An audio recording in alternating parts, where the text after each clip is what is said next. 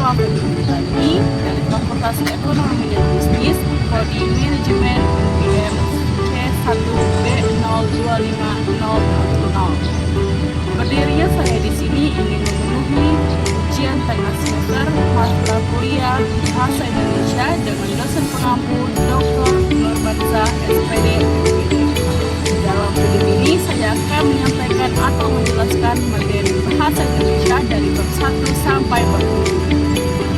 Sebelum saya memulai penyampaian materi kali ini, izinkan saya memukainya dengan pantun. Mawar merah tumbuh di taman, harum semerbak di kakek hati. Bahasa Indonesia mudah dipahami jika dipelajari dengan sepenuh hati. Bab 1. Hakikat dan perkembangan bahasa Indonesia. Bahasa Indonesia adalah bahasa resmi nasional yang digunakan di seluruh wilayah negara Kesatuan Republik Indonesia yang tercantum pada Undang-Undang Nomor 24 Tahun 2009 Pasal 1 Ayat 2. Bahasa Indonesia adalah bahasa dari salah satu banyaknya varietas bahasa Melayu. Bahasa Indonesia diresmikan pada tanggal 18 Agustus 1945 setelah proklamasi kemerdekaan. Bahasa Indonesia berfungsi menjadi alat komunikasi kedua karena sebagian besar warga Indonesia menggunakan dari salah satu 748 bahasa daerah yang ada sebagai bahasa ibu. Kedudukan dan fungsi bahasa Indonesia ada 3, yaitu identitas lambang nasional, bahasa resmi negara, dan alat pengembangan ilmu pengetahuan, teknologi, dan kebudayaan, dan sebagai alat penghubung antar warga atau tingkat nasional. Dan yang terakhir adalah perkembangan bahasa Indonesia. Bahasa Indonesia mengalami perkembangan yang sangat baik dari masa ke masa, dari ejaan lama Van Ophusen menjadi ejaan Suwandi, dan yang terakhir adalah ejaan yang disempurnakan. Bab 2. Sikap berbahasa Indonesia. Pengertian sikap bahasa Indonesia menurut Krida Laksana 2001, Fishman 1986, dan Rusyana 1989. Sikap bahasa yaitu peristiwa perasaan atau kejiwaan seseorang dalam wujud bangga, mengejek, menolak, atau menerima bahasa tertentu. Ciri sikap bahasa Indonesia menurut Garvin dan Mathiot 1968 ada 3, yaitu kesetiaan kebahasaan, kebanggaan kebahasaan, dan kesadaran adanya norma bahasa. Terdapat 3 komponen sikap bahasa Indonesia menurut Lambert 1967. Yang pertama adalah komponen kognitif yang berdasarkan pikiran, komponen afektif berdasarkan hati atau perasaan, dan komponen konatif berdasarkan pengetahuan.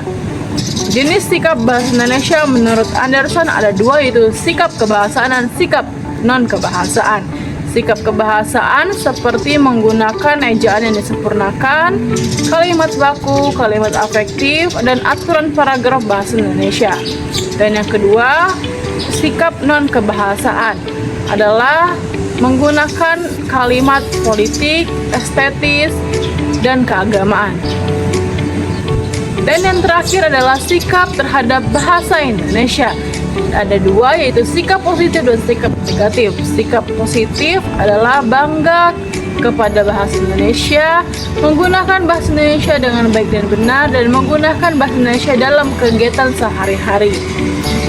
Dan sikap negatif seperti bangga terhadap bahasa asing, tidak menggunakan bahasa Indonesia dengan baik dan benar, dan tidak cinta kepada bahasa Indonesia. Bab 3. Teks dalam kehidupan untuk penanaman nilai hakikat bahasa Indonesia sebagai penghala ilmu pengetahuan.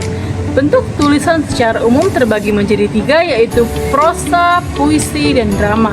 Prosa adalah karangan, puisi adalah karya sastra, dan drama adalah karya seni. Prosa terbagi menjadi 2, yaitu prosa fiksi dan prosa non-fiksi. Prosa fiksi yaitu berisi fakta ditambah dengan imajinasi atau khayalan dari penulis. Prosa non-fiksi biasa disebut dengan karya tulisan ilmiah atau tulisan akademik. Puisi terbagi menjadi 2, puisi lama dan puisi baru. Puisi lama terikat oleh aturan-aturan baku, dan puisi baru kebalikannya tidak terikat oleh aturan. Contoh puisi lama adalah pantun, mantra, syair, dan lain sebagainya. Contoh puisi baru yaitu balada, ode, romansa, dan lain sebagainya. Contoh drama ada drama tragedi, drama komedi, opera, dan lain sebagainya. Yang berikutnya adalah tulisan akademik. Tulisan akademik adalah jenis tulisan yang mengaji suatu permasalahan yang dilakukan melalui proses penelitian atau proses kajian pustaka dengan menggunakan metode ilmiah. Bentuk tulisan ilmiah terbagi menjadi dua, yaitu hasil kajian pustaka dan hasil proses penelitian. Hasil kajian pustaka berupa makalah, buku ajar, buku teks, modul, dan lain sebagainya. Hasil proses penelitian berupa disertasi, tesis, dan lain sebagainya. Dan yang terakhir adalah sistematika tulisan ilmiah. Sistematika tulisan ilmiah terbagi menjadi dua, hasil kajian pustaka dan hasil proses penelitian. Bab 4. Menjelajahi dunia pustaka dari berbagai sumber referensi digital. Ada 6 sumber dunia pustaka dari berbagai sumber referensi digital. Yang pertama adalah Crossref. Crossref adalah organisasi nirlaba internasional dan lembaga pendaftaran digital objek identifier atau DOI. DOI adalah kode unik yang digunakan untuk berbagai sumber akademis atau non-akademis yang berada di internet. Yang kedua adalah PDF Drive, adalah database e-book yang berformatkan file PDF. Yang ketiga adalah Mendeley. Mendeley adalah aplikasi referensi gratis. Yang keempat adalah Taylor Francis Online, yaitu akses yang menyediakan atau menuju jurnal atau artikel. Yang keempat, Library Genesis adalah perpustakaan digital. Dan yang keenam, Google Trends adalah alat untuk memantau popularitas topik. Bab 5. Presentasi ilmiah. Presentasi ilmiah merupakan keterampilan berbicara atau berkomunikasi secara lisan di depan umum untuk menyampaikan gagasan atau pendapat hasil penelitian, pemikiran kritis, atau informasi.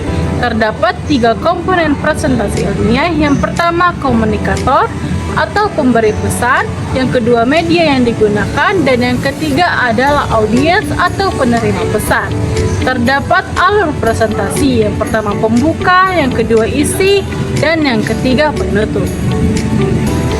Bab 6 dan bab 7 mendesain proposal kegiatan. Proposal kegiatan adalah rencana yang akan dituliskan ke dalam rancangan kerja yang akan dilaksanakan dalam kegiatan membuat produk atau jasa yang akan diajukan oleh pihak tertentu untuk memperoleh pembiayaan.